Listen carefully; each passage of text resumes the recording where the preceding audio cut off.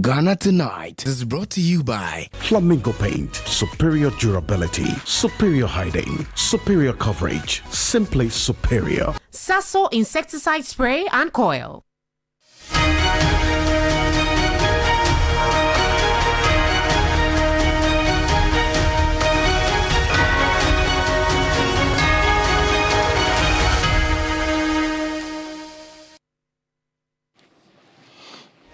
It's midweek. Good evening. Welcome. This is Ghana Tonight.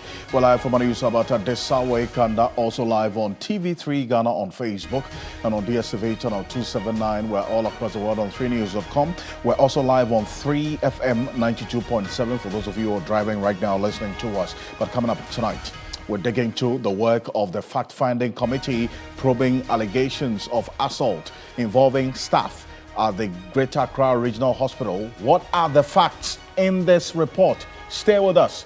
We've got this plus some reactions and a conversation on the back of this tonight. Also, troubled Benyere and surrounding communities are now under curfew as authorities move to restore calm to an area fast turning into a ghost town. We're live in the Savannah region with the latest. Stay with us. Also, the Electoral Commission meets with political parties contesting the Akwatia by-election. We'll break down what was discussed and what it means for the upcoming vote. Stay with us. We have this plus more, including updates on the upcoming NPP flag bearer races. As always, you are an integral part of the conversation. Let's hear from you. The hashtag we're using is Ghana Tonight on Facebook and on X. Let's get talking.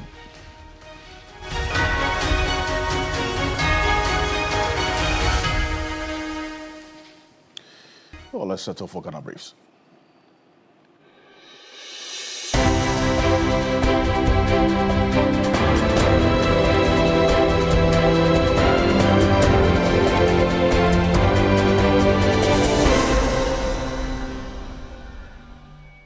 Troubled Benyere in the Sola Tuna Kaoba district of the Savannah region, along with surrounding communities, has been placed under curfew from 6 p.m. to 6 a.m. effective Wednesday, August 27. This follows violent clashes over a land dispute that have reportedly claimed at least 10 lives and displaced hundreds of residents. The curfew, which also affects Bole Township and its environs, comes with a total ban on firearms, offensive weapons, a prohibition on 2 or more persons riding on a motorbike, and a ban on wearing war regalia.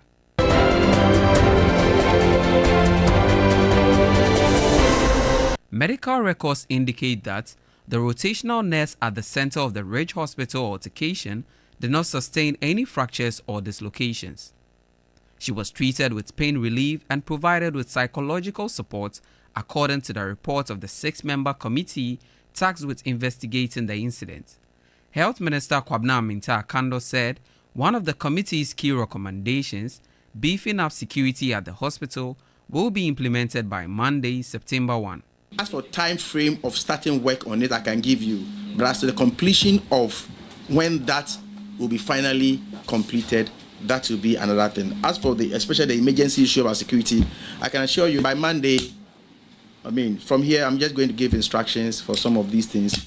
In fact, the truth of the matter is that the very day we visited the hospital, I gave that instruction that they should look at the internal security. And I had the opportunity to also speak to the police.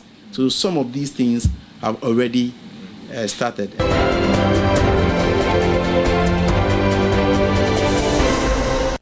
The Pantine Psychiatric Hospital is in dire need of governmental intervention for a facelift to enable its continue to provide mental health care delivery.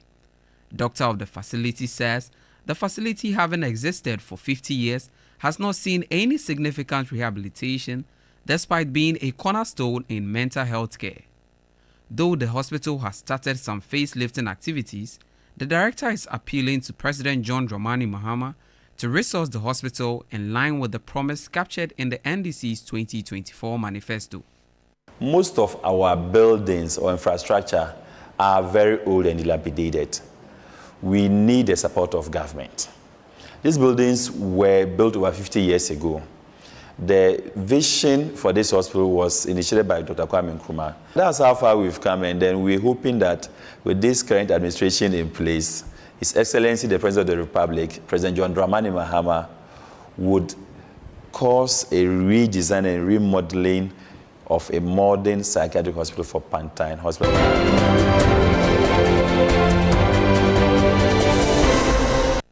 A devastating fire swept through a section of the bustling Swami Magazine Market on Tuesday night, reducing over 100 shops and sheds to ashes and destroying merchandise worth millions of Ghana cedis. The inferno, which began around 11 p.m., quickly engulfed wooden structures and metal containers housing spare parts, electronic goods, mechanical tools, and other valuable wares. Ashanti Regional Commander ACFO Peter Tete confirmed the scale of the destruction. The fire spread very rapidly,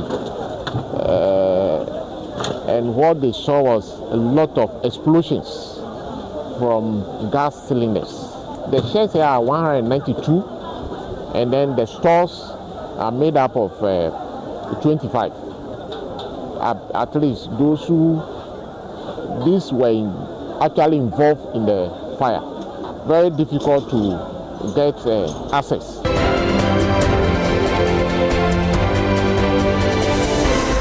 To ensure that the integrity of the ongoing WASI is preserved, the Ghana Education Service has sent a clear message that cheating will not be tolerated, especially in the ongoing West African Senior High School Certificate Examination. The warning follows concerns of increasing examination malpractices in most schools. The Deputy Director General of Ghana Education Service, Professor Smile Gisi, reiterated the government's stance on zero tolerance for examination malpractices. Our Honorable Minister of Education and Ghana Education Service, we have declared zero tolerance for examination malpractice. So what is going to happen in any one court will be severely punished.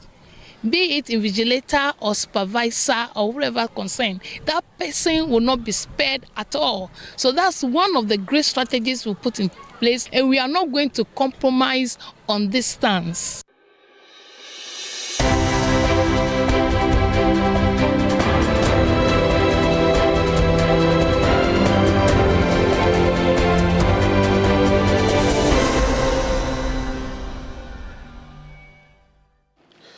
It's more news on 3news.com. Make some time and visit 3news.com. This is Ghana Tonight. We're live on 3FM 92.7, also on TV3 Ghana on Facebook and on YouTube.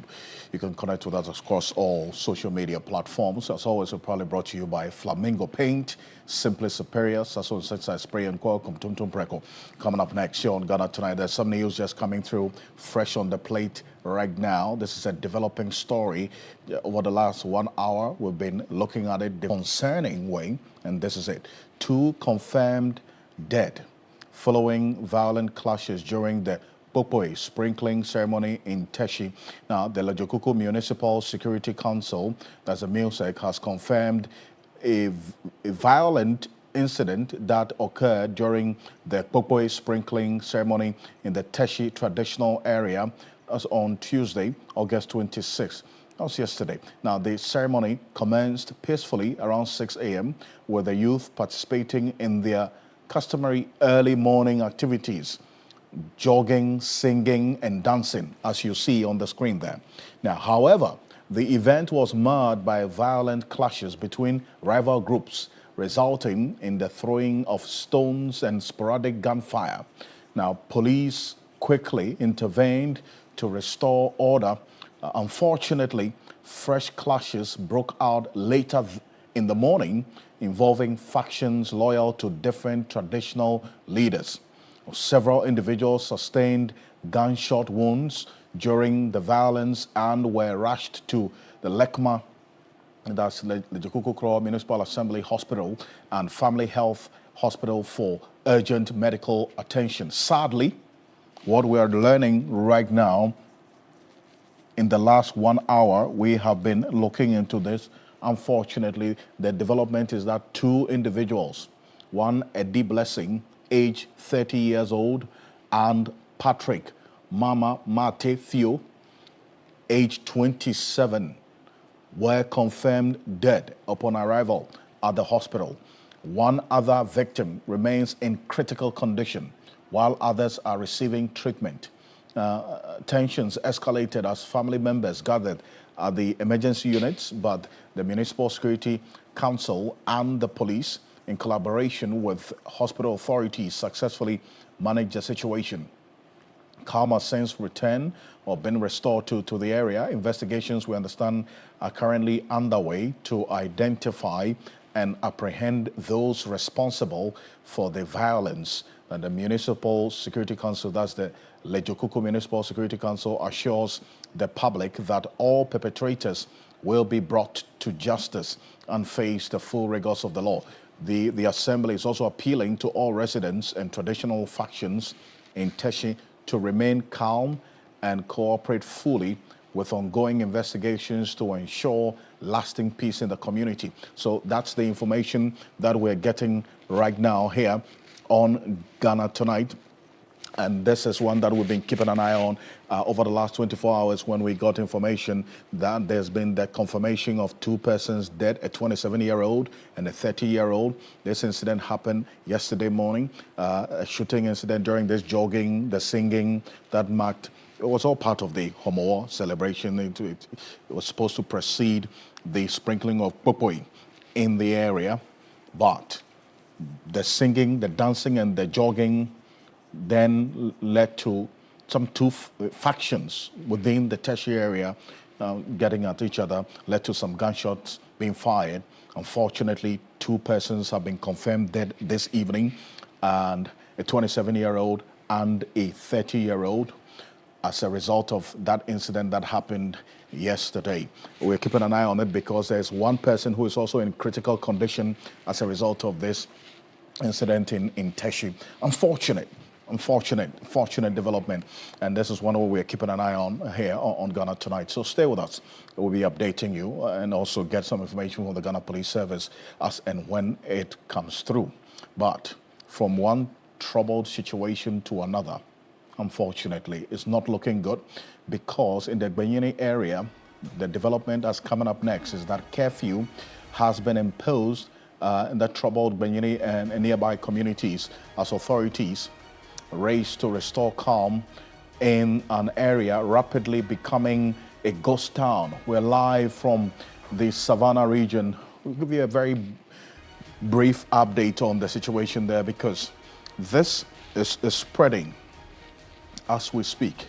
It's spreading now, and from the Sola area to Tuna, now we understand some areas in the Bole, that's the president's hometown, has also been affected. So part of it as a result of this incident, this conflict, as a result of a land dispute, a protracted land dispute, now expanding beyond just the Sola and Tuna areas, is getting into parts of Bole and so on. So the Minister for the Interior, this is the development, Mohammed Muntaka Mubarak, on the advice of the National Security Council and by executive instrument, has imposed a curfew on the Sola Tuna Kalba Township and its environs in the Savannah region.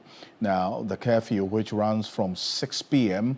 to 6 a.m. daily, takes effect from today, that's Wednesday, August 27, until further notice. Now, the decision follows land dispute issues that have triggered security threats in Sola, Binyeri, Generi, and adjoining communities. About 10 persons have died since violence erupted over the weekend, resulting in about 10 deaths with hundreds of other residents displaced, unfortunately.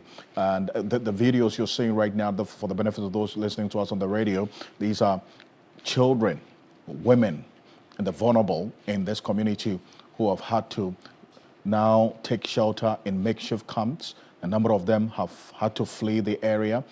They understand the Benyere area township is now a ghost town. We'll show you videos of almost deserted Benyere community, but the IGP, Christian Tete Yohono, and his men are on the ground to have a first-hand understanding of what is happening there as well, and also deploy the needed operations in there. Christopher Marcon is Savannah Regional Correspondent. Chris, the curfew is in place, and I know you've been also monitoring the situation there right now. Tell us about how Benyere is looking as we speak.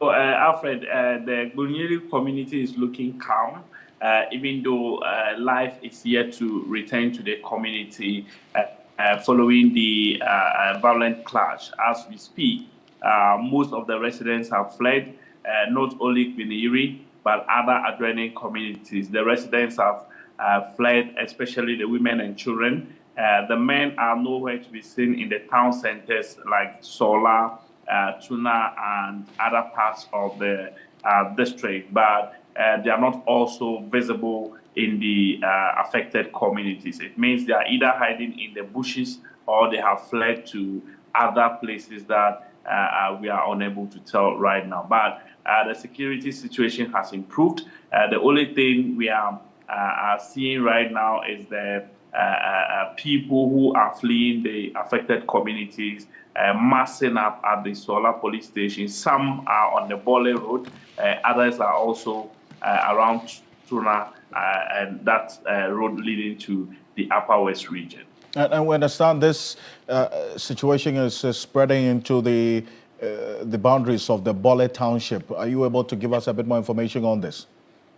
Yes, so if you are conversant or familiar with the terrain, you know that traditionally the Solar enclave all falls under the Bole paramountcy. And so right from Solar till you get to Bole, almost all the communities on the road, most of them, the residents have equally fled to other places. And so you see most of the communities being empty. As of yesterday, we saw quite a number of them actually lined up on the road looking for means of transport to leave the area. Now, I am reliably informed that the escalation has reached the Bole area, where we have some casualties also being sent to the Bole government hospital. I spoke with the medical superintendent of the Solar hospital, and he told me that they even received phone calls that they were bringing some dead bodies to the Solar government hospital, but they told them that their mortuary was full, and so they could not receive any more dead bodies, and so they had to take them to other places. And so the conflict, the escalation has reached the Bole area, and that explains why we have the curfew being imposed in the Bole area as well. And it's safe to say that there's been the president's hometown as well. Now, we see the IGP and his men on the ground, and this video you sent to us earlier. You are moving every step of the way with a security detail there. Now, what's been the assessment of the situation on the ground amidst this curfew, which is in force as we speak, the 6 a.m. Or 6 p.m. to 6 a.m. curfew? Yes, so Alfred, I must say that if you look, if you are in the Solar community, I will say that the curfew is in full force, because at exactly 6 p.m., the military and police were already patrolling the town and ensuring that people go into their homes. There were some few of the people who tried to resist, but the law enforcement agencies ensured that these people went indoors. And for now, I would say with what I've observed, day one, it's been very, very successful for the military and the police personnel on ground. They have been able to ensure that the compliance level is, I would say, some 98%, because almost all the people understood the need for them to go indoors. I'm hearing that the story is not the same when we talk about the Bole area, because of the way and manner the curfew came in. It came in around 2 p.m. or so, and so people are saying they are not aware and all those things. And looking at the business activities that take place around the Bole enclave, and so I'm told that even though they are complying, but it's not in full force, but the security agencies have indicated that from tomorrow they will enforce the curfew and ensure that by 6 p.m. every soul in the Solar and Bole communities go indoors, so that it's not only to punish them to go indoors, but to also protect them, because one cannot tell who is coming to attack who, and so that must be emphasized for the residents to understand the need for them to go indoors. And I do appreciate you, Chris. Thank you. We've been at this for the past 3 days, and I know that you're in the communities as well to update us in the coming days how things are shaping up there. Thank you. Christopher Marco is our Savannah regional correspondent, and with the update on this Benyene community not looking good, but there's a curfew in place, 6 p.m. to 6 a.m. We'll keep an eye on how things are playing out there, because the effect of this conflict is expanding now to areas like Bole and so on. So we'll keep an eye on that as well here on Ghana Tonight. But coming up next, the Electoral Commission has met with the political parties contesting the by-election in the Akwatia constituency. What was discussed and how could it shape the upcoming poll? This crucial one, as has been described, it's a straight contest, some will say, between the NPP and the NDC, but just bear in mind, they are not the only ones contesting this by-election. We have the LPG, Kofi Akpalu's LPG, Liberal Party of Ghana. They have a candidate as well, approved by the Electoral Commission to contest in this. The Action People's Party candidate is the one who was disqualified. He's not having it. He's testing the law on the decision to disqualify him. We'll see how things play out. But as far as we do know, there are 3 candidates who's vying to replace the late NSC Alkumi in this Akwatia constituency. But earlier today, the Electoral Commission held its final meeting with the political party representatives ahead of next week's crucial parliamentary election, this by-election in Akwatia. By next week, by this time, we would have known really who is the MP elect. But the contest will see Solomon Kwame Asumedu running on the ticket of the New Patriotic Party face off with Bernard Bediakobedu of the governing National Democratic Congress, NDC, next week Tuesday in the Akwatia constituency. A total of 52,338 registered voters across 119 polling stations are expected to choose a replacement for the late Member of Parliament, Ernest Yalkome. Now, Rashid Tanko Computer is NDC's Deputy Director of Elections and IT, is joining us on Zoom right now. I thank you so much. You were in that meeting earlier today, both the NPP and the LPG as well. What was discussed at this last IPAC meeting ahead of the Tuesday by-election?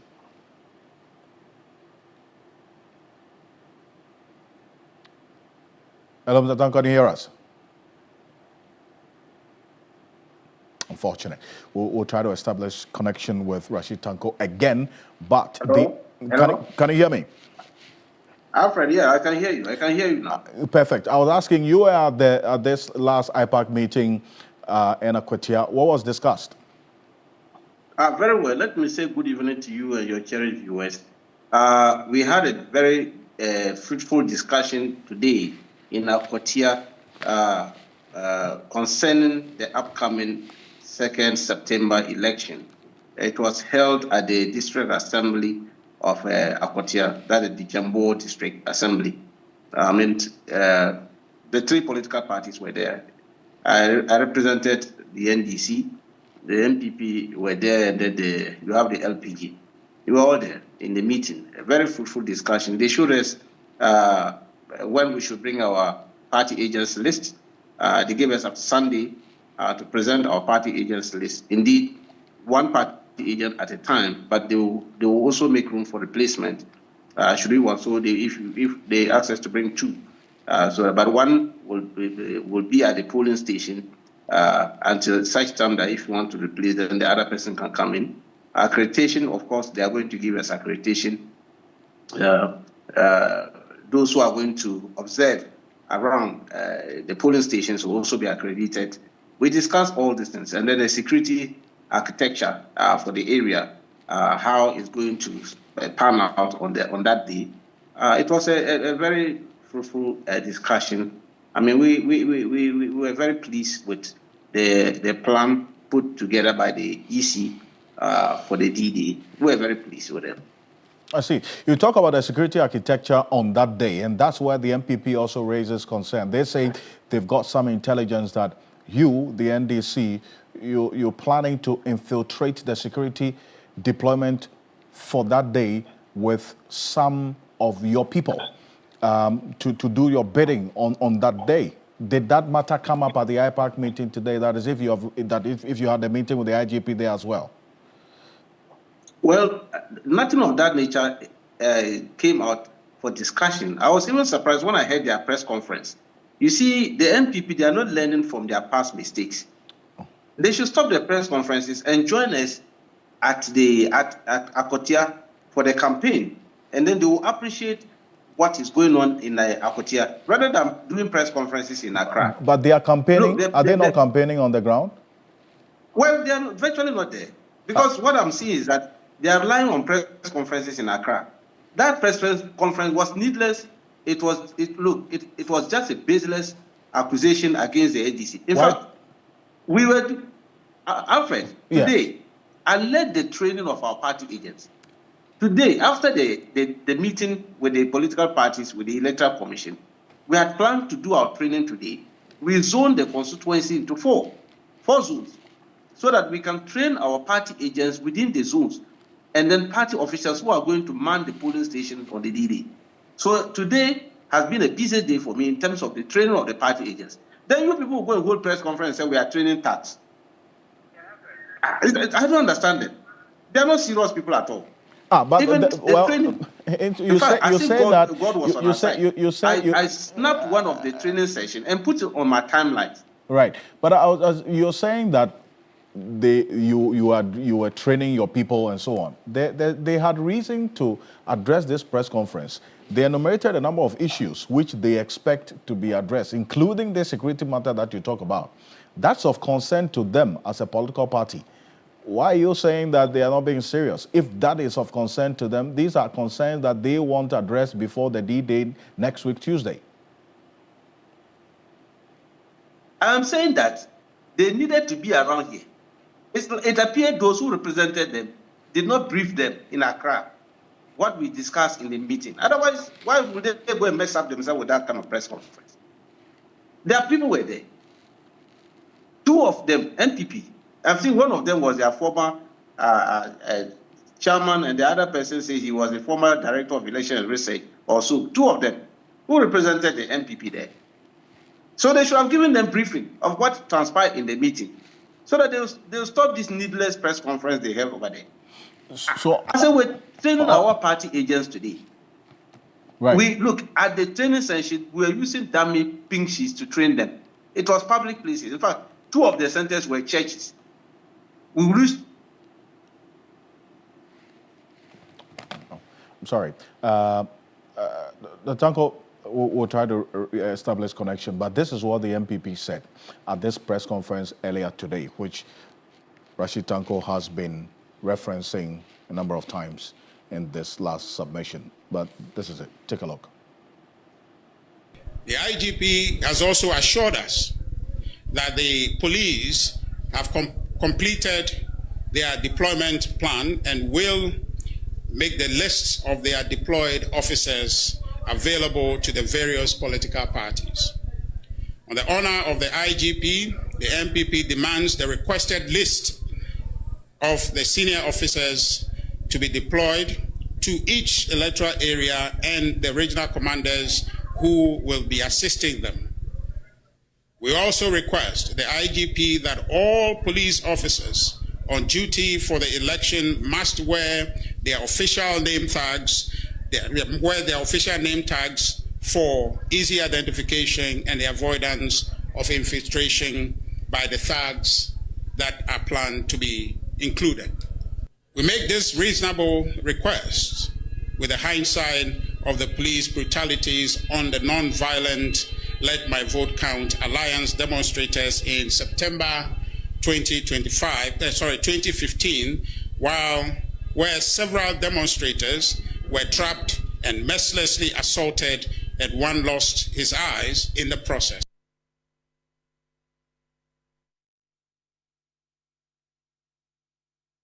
Richard Ahiagba is Director of Communications for the New Patriotic Party. And these were the concerns that they put out at that press conference earlier about the matters of security and then also the assurances that the IGP, Christian Tete Yohono, has given to them.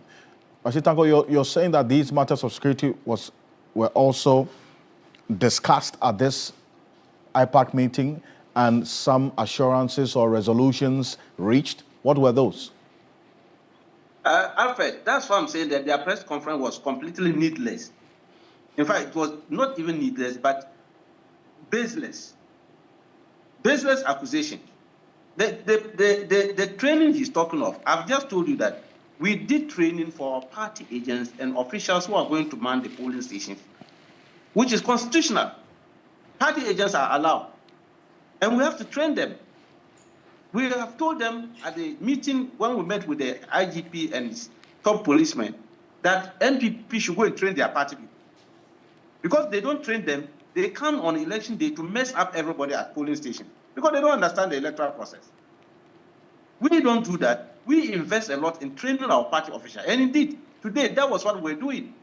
And we did it at public places, known by everybody. Go and check on my timelines. You will see the pictures there. People holding pink sheets. We're training them. You don't go and say that we're training tax. You will not train your people. Then you jump into the fray on Tuesday and go and be asking ignorant questions at the polling stations, creating confusion there. In fact, the IGP and his group are up to task. We are here in Akotia, and I can assure you the police are all over the place. They are manning the posts and checking everybody. In fact, my vehicle was searched 3 times today at 3 locations. I didn't stop them. That's their work. But they know me. But I will allow them to do their work. They are professionals. Okay. And so... I appreciate you for this. And I know you are in there, in the constituency. Tomorrow we're going to be there on the ground as well. So we're building up strongly to Tuesday. We'll talk some more on this. Thank you so much for joining us. I'm grateful. Rashid Tanko Computer is Deputy Director of IT and Elections for the NDC.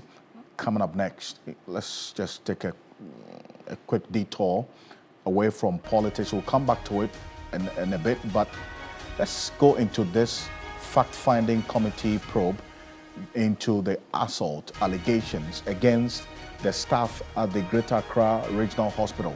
What exactly has the investigation uncovered so far?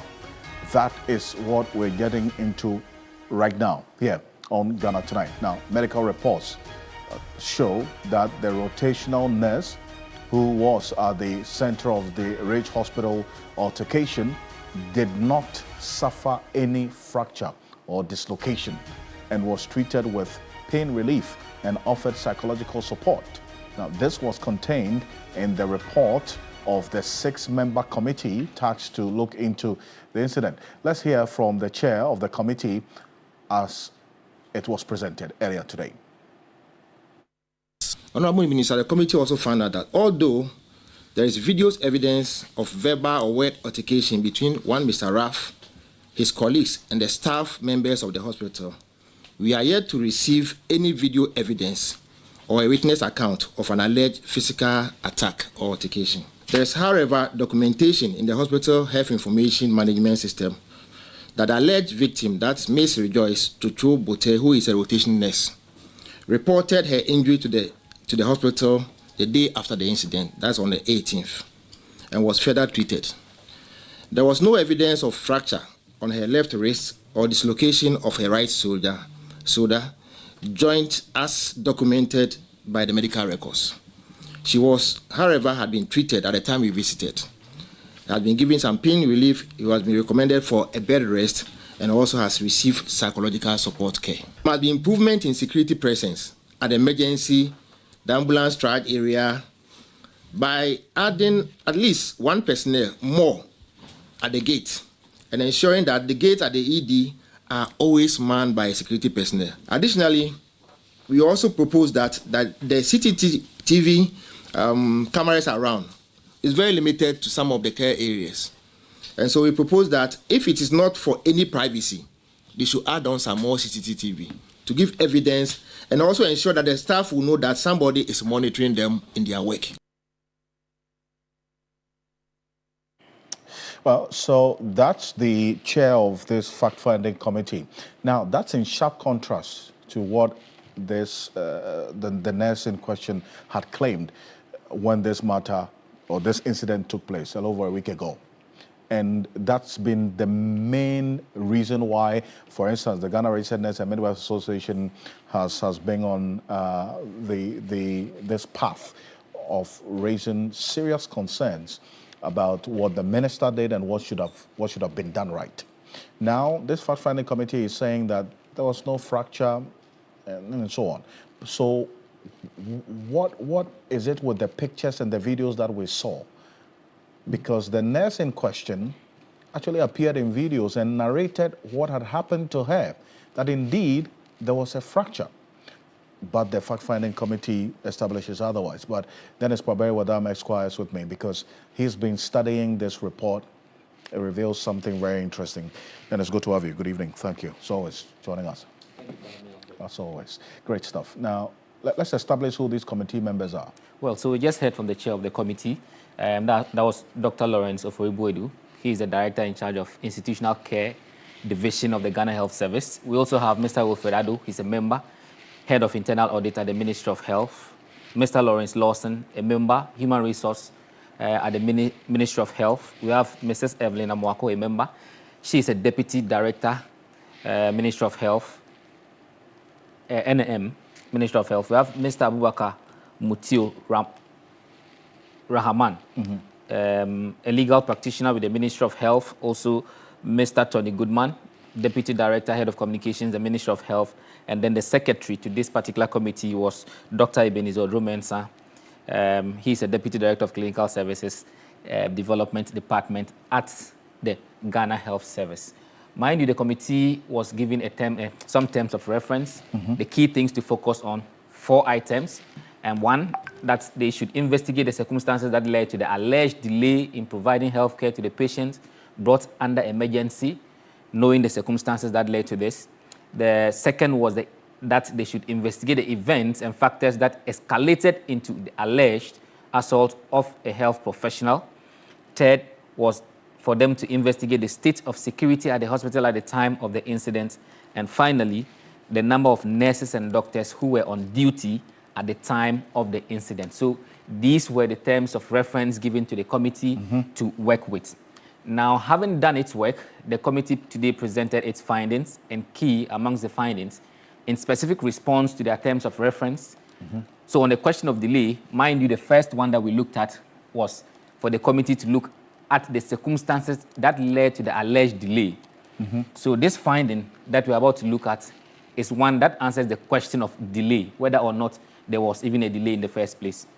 The committee came to the conclusion that there was no delay in attending to the patient with suspected head injury, who was the reason behind the agitation by Mr. Ralph Williams and the motorbike riders that he had been abandoned. However, it was found that all the diagnostics imaging equipment, that X-ray, CT scan, MRI, at the emergency department were faulty and non-functional. Thus, all images requested at the emergency department ought to be done outside of the Greater Accra Regional Hospital, and this has been a contributory factor to delay in disposition from the initiation of definitive care. So from the from the outset, it says that there was no delay in attending to a patient. Right. However, in giving definitive care, there was a delay because of a key thing. That's the X-ray, CT scan, MRI at the emergency department were faulty and non-functional. Right. Now, To answer the question of escalating factors, that was terms of reference 2, or item 2, the committee says that although there's video evidence of a verbal or word altercation between Ralph, his colleagues, and staff members of the hospital, we are yet to receive any video evidence or a witness account of the alleged physical altercation or attack. It goes on to say that there is, however, documentation in the hospital health information system management system that the alleged victim, her name is provided here, Miss Rejoice Chocho Bote, reported her injuries on the left hand on the next day, which was on the 18th of August 2025, and was further treated. There was no evidence of fracture to her left wrist or dislocation on her right shoulder joint, as documented in her medical records. She was treated with pain relief, bed rest recommended, and received psychological support from a psychologist. That is the finding of the committee in respect of escalating factors. When it comes to matters of security, the committee says that security at the emergency department was grossly inadequate at the time of the incident, and that the hospital security arrangement of one private security person for 12-hourly shift at the emergency department is inadequate. However, finally, on the question of number of nurses or doctors who were on duty, the committee also found that the number of staff on duty per shift in the hospital is woefully inadequate. There's a lot more, but these are the findings that answer directly to the terms of reference of the committee, Alfred. Now let's flip back to Rejoice Chocho, but what you just indicated, because there's a video which we have of her, right? Precisely. That captures the narrative prior to this fact-finding committee's findings. This is it. Let's just take a look at this. He came in. He wanted us to leave everybody and attend to him. So we explained to him. Ralph. Okay. We explained to him. And then he was like, he won't sit down.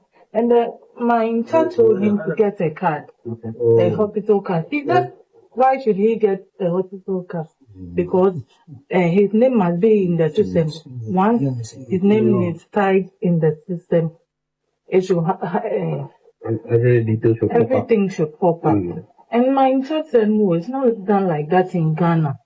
There he was angry because he was told it's not done that. That is not done in Ghana. And he started insulting us. We don't want Ghana to progress. Then he brought out the phone. But initially, I did a pressure dressing for him. In his finger that he said it was bleeding. It had bled. The blood had dried. So I just had to put a gauze on him so that we reassure him. He wasn't happy about it, so he took off the dressing I did for him. Then I approached him and I told him that I've done a dressing for you, so be patient. We have 2 trauma cases and other cases too are there. He wants us to leave them. He got angry and he started attacking. Yes, so he did this to me. And then when he went out, I don't know where the guys came from. Most of the health workers saw them earlier, so they had flee. I didn't see them. And then they, from my back to my chest, and then they were just... Did they push you? Were you pushed? Or what did they do? What did they do to you? Yes, I was hit. I don't know if it was a fist, a tap. I can't describe the... But what happened to your hands? Raphael, I don't know. Raph did this to me. He hit me with the phone with the fist. And I even dodged a couple of the fists. They hit me all over. But right now I have a dislocation on my shoulder. And some headaches and body pains. All right, thank you. So that's a Rejoice saying that she actually had at the time a dislocation of her shoulder joint. She dodged quite a number of blows. Yeah, she was hit multiple times. But the fact-finding committee says what? There's no evidence of that, be it in video or even witnesses appearing before the committee to testify to that, that she narrated in that video. The committee says that they do not find any evidence of the fracture or the dislocation she speaks about. And yes, that's basically the finding of the committee. Okay, so where's the disconnect for you? I mean, well, so you would appreciate that the committee was tasked to look into some allegations of assault, and that assault was specific to the fact that some persons were physically abused. Yes. And she narrated in her narration there were claims of her physically being abused. She mentioned that somebody hit her and other people hit her multiple times, that she had a dislocation and all that. However, the committee says, when you put all the evidence that were submitted to the committee together, mind you, they said Ralph presented quite a number of video links, including a live stream, which was available. In fact, that was the live stream that provoked all the conversation for many to get to know what actually happened there. They said they could not see that, and they did not find other witnesses who came to testify that indeed there was any physical assault. However, there was verbal or exchange of words that the committee established. However, the physical contact or physical abuse and the dislocation per her medical records, they do not find that. The fracture, they don't find that, and the dislocation, they don't find that, basically. It's a pretty interesting development there, but anyway, Dennis, appreciate you for this. We're going to go for this quick break. When we're back, stay with us because we're staying on this matter. Dr. Thomas Anaba is joining us on Zoom. He is a member of parliament for Garu, but much more important for this conversation, he was a former CEO of this hospital, the Greater Accra Regional Hospital, Rich. He's now an MP. He's a member of the Health Committee of Parliament. He's joining us on Zoom, but let's establish his presence and then we're going to go for this quick break. Dr. Anaba, good evening. Thank you for joining us. Good evening, Ocansey, and good evening to your cherished viewers and listeners. Perfect. Stay with us. We'll be back shortly after this quick break here on Ghana Tonight.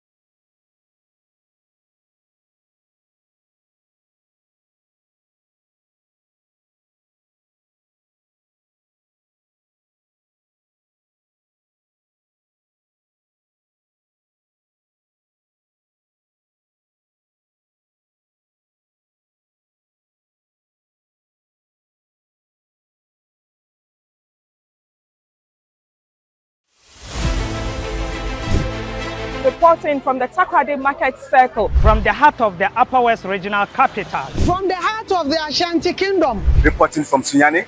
From the Central Business District of Navrongo. The parliamentarians are on recess. This is where it all unfolds. The moments that potentially alters the course of our nation and the world.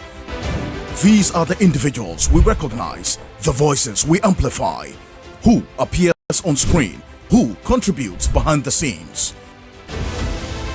With professionalism at our core, we bring you news you can trust, impact journalism that makes a difference. This illustrates how diverse perspectives enhance our strength and reinforces our mission. This is 3 News, leaders in breaking news, exclusive interviews, facts and analysis on TV, radio, online and digital. 3 News. First in news.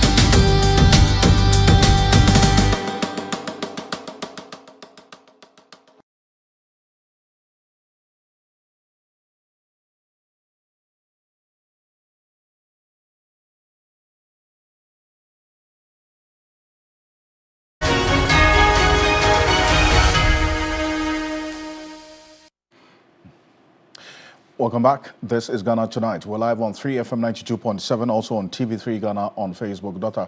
Thomas Anaba is still with us on Zoom. He is Member of Parliament for the Garu constituency, a former CEO of this Greater Accra Regional Hospital. That's the Ridge Hospital where this incident occurred, that the fact-finding committee has now put out the report and contradicting what was the earlier narrative. But Dr. Naba, there's one other aspect of this finding which is quite concerning. That's the committee established that there was no delay in attending to the accident victim, who has now put out the report and contradicting what was the earlier narrative. But Dr. Naba,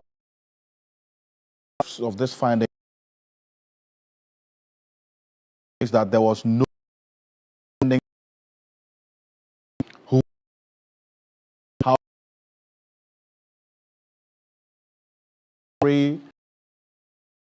MRI were non-functional, had broken down, forcing tests to be conducted outside the hospital. That's quite troubling, isn't it, for an institution like Ridge, which you were once the CEO? Thank you, Ocansey, for inviting me. Let me first of all commend the minister for quickly putting up this committee after his visit to the place and giving them these references in a very short time for them to come out with the facts about all that happened on the 17th of August at the Ridge Hospital Emergency Department. I think the committee have done a very good job and very important revelations being at least brought to the light. At least we are told that there is no dislocation on the nurse who was said to be beaten up. I'm very happy. At least it means she can recover very fast after psychological treatment and go back to work, to add to the few numbers of nurses in the hospital. But as you have asked me about imaging equipment in the hospital, it is very saddening to hear that we have serious challenges with imaging at Ridge Hospital.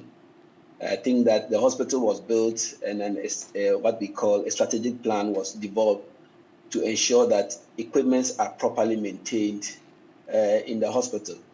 Let me let you know that in April, there was a publication, a news item in Ghana, that somebody had petitioned IOCO for dubious contracts regarding provision of imaging equipment in Ridge Hospital. That contract was given to a company called Refua.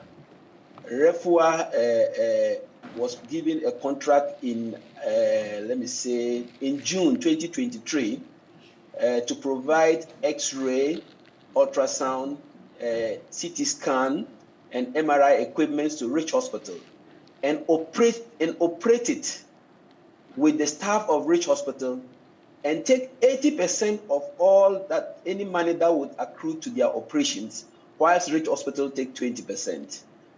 For what we know, up till date, since 2023 June, Refua has only provided an ultrasound to Ridge Hospital. They have not bought any X-ray for the Ridge Hospital. They've not bought a CT scan. They've not bought an MRI. But they take 80% of any money that is accrued from imaging services in Ridge Hospital. That was a contract signed under the previous government in 2023. I see. And you say IOCO has been petitioned on this?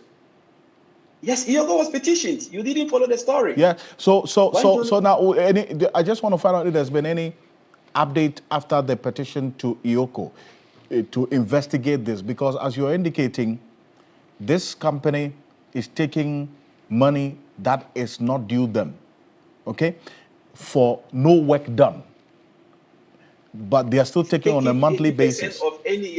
It's taking 80% of any money accrued from imaging services in Ridge Hospital. That was a contract signed. But let me tell you, the current medical director who came and took over has stopped paying the company, has written to the Director General for advice in the ministry, because it was a contract signed. He cannot take any action because it was signed up there. Right. So definitely the Director General should be aware of this. And I think that the ministry should be aware of this. Not only that, when it comes to the security as well, they complain of inadequate security staff in the hospital. In 2017, after I left the hospital, whilst we were trying to take people to boost up the security, a contract was signed with another company called Safe Africa Security to provide 70 security personnel to help manage the hospital security issues.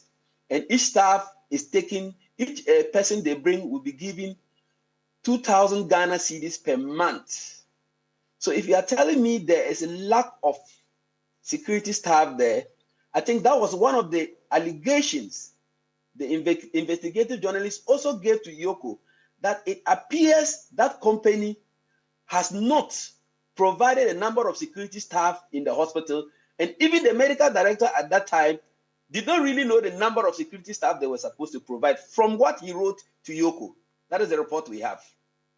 And Yoko is still handling it. And I think if there are lapses in security, then Safe Africa Security should be asked, where were his staff that day?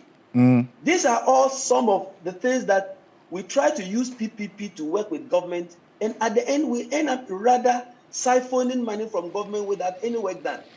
I think if there's an issue about imaging, that company should be made to answer, and the delay in Iyoko coming out with his conclusions on this petition should be sped up so that at least we know whether we should cancel the contract and give it to a new person instead of keeping the contract ongoing while the hospital is lacking medical equipment to provide a very quick turnaround services to the people.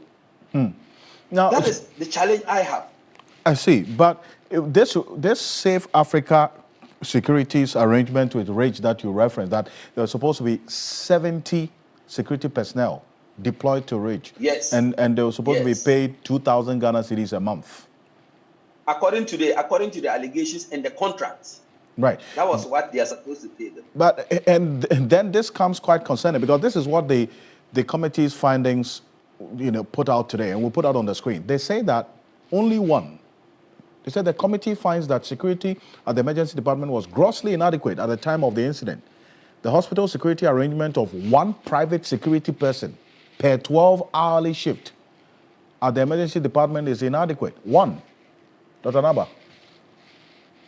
Yeah, I've heard it. It's poor simply because there's a security company responsible. The medical director is supposed to ensure that the security company provide the needed number of staff to be there.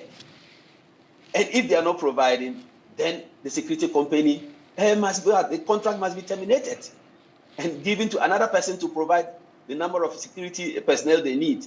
But let me emphasize, you see, hospitals are not a place that you have to go and bring military security men to be there. Even if you go to private hospitals, everybody sees health facilities to be a conducive place of peace and security. We need the security to take care of at least theft and other things, not to be at the emergency. Even being inside the emergency is not even very helpful, because privacy of the patient is also needed. We only allow the security to be at the entrances to ensure that at least no one enters there and takes out anything unauthorized. But to put security people among the medical staff to be at the emergency, that to me is neither here nor there. It shouldn't be encouraged, or else security staff will be part of people who will be viewing people's privacy, who will be intruding into people's privacy. That is what I want to explain. So However, for you, beyond this fact-finding committee's findings and recommendations, you would want some further investigation into these specific issues. The broken down the imaging machines, and then this security one as well, because there's supposed to have been contracts in place. Yes, you see, the imaging contract they signed was because the equipments were broken as far back as 2022, 2023. And they signed a contract with a company to provide the equipment and share the profit with the government. Government takes 20% and they take 80%. They provided nothing for 2 years, for 2 good years. Why are they still having a contract? That is why the journalists came out in April to sound the alarm bells that there is something untoward in Rich. Now a patient had to have a delayed treatment because equipment were not available. It means a company failed. These type of PPPs, we don't like them.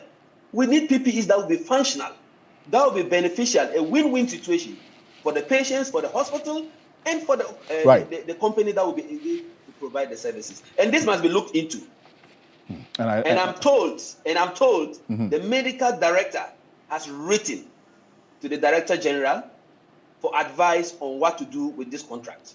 And it's one that we'll follow up quite closely. Thank you so much, Dr. Anaba. Thank you.